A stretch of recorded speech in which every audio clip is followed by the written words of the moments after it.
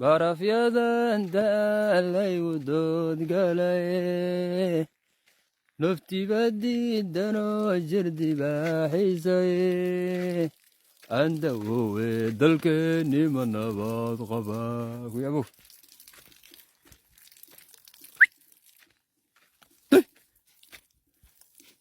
yo wayal hello uka oh abu waraan ra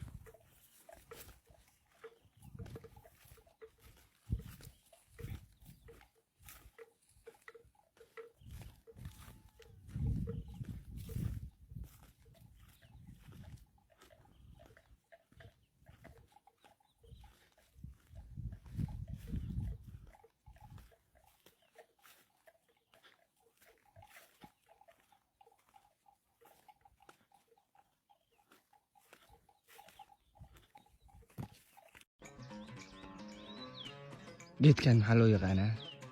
deegaanka ku sugantaa hadduu ka baxo geedkan maxaa loo yaqaanaa